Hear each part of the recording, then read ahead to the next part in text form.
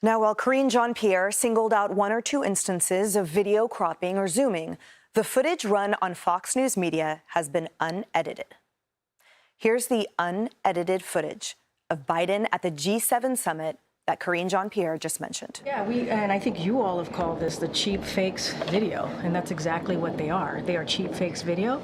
They are done in bad faith, and some of your news organization have been very clear, have stressed that these the right-wing critics of the president have a credibility problem because of the fact checkers have repeatedly caught them pushing misinformation, disinformation, and so we see this, and this is something coming from your part of the world. But what I also learned last hour is that they think the American people are stupid. And that they think that they can manipulate us with words like cheap fakes and deep fakes. I don't know if you caught. Why would you not look at the person right in front of you who also jumped out of the sky and landed there? That's where everyone else's attention is. And you could see Macron say something to Maloney, and Maloney says, basically, he's like, I'm not hosting, you're hosting, you go get him. So to me, for your spin to be, my goodness, how dare you edit this? In the liberal media, which also called some of the footage of Biden from recent days edited. Watch. There's a growing and insidious trend in right-wing media, broadcast, print, and social media.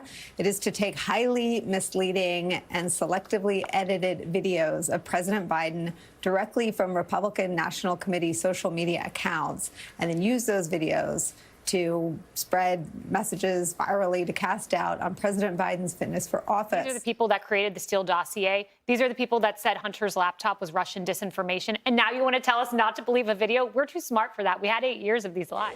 And here's unedited footage of President Biden at the Juneteenth concert.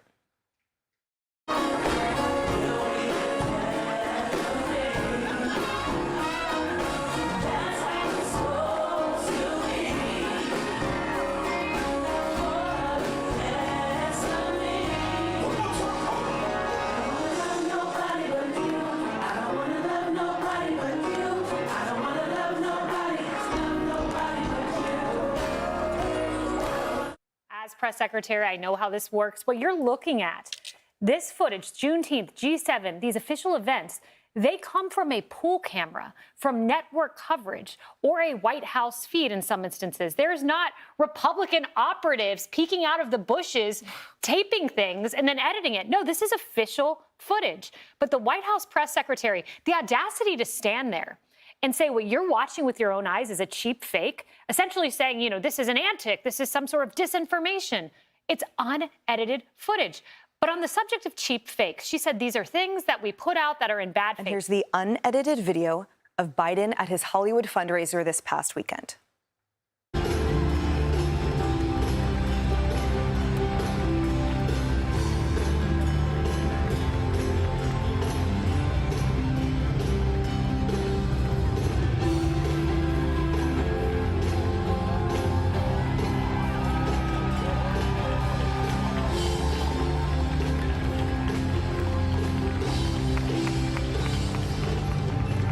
So Barack Obama goes on the Hollywood fundraiser.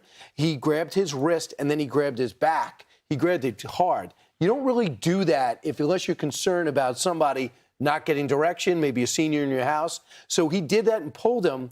And I think he just responded as if he looked a little lost. I don't think there's any two ways to take it. America, George Orwell warned us of this, that the party was basically going to tell you not even to believe your own eyes.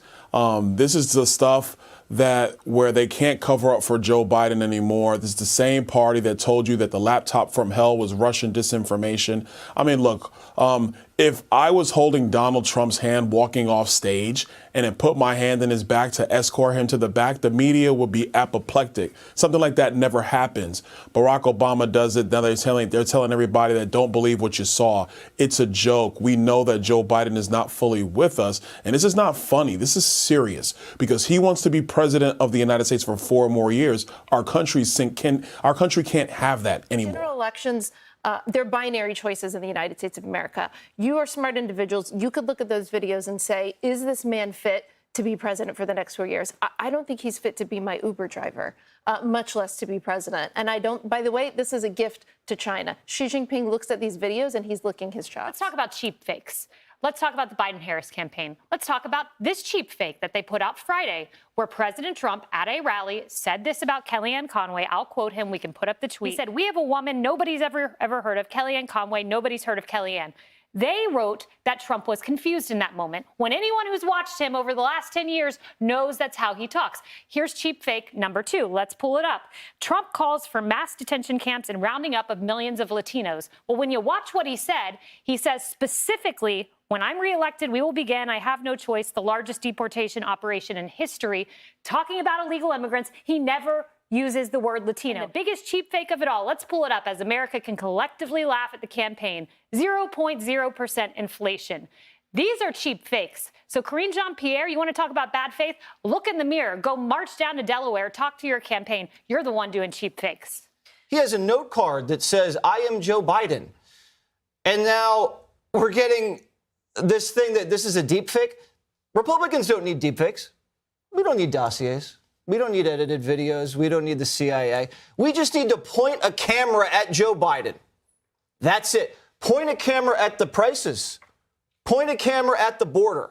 They keep on saying this election's about democracy. It's about reality.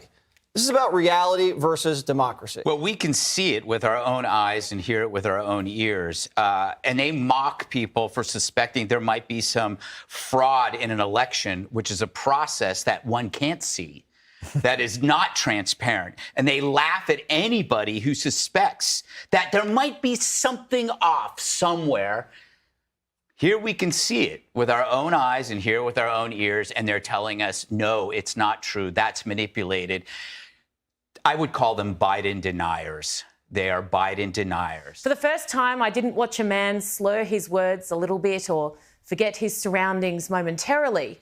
I watched a man completely void of all awareness, a man not present at all in mind, a man who desperately needs help and care.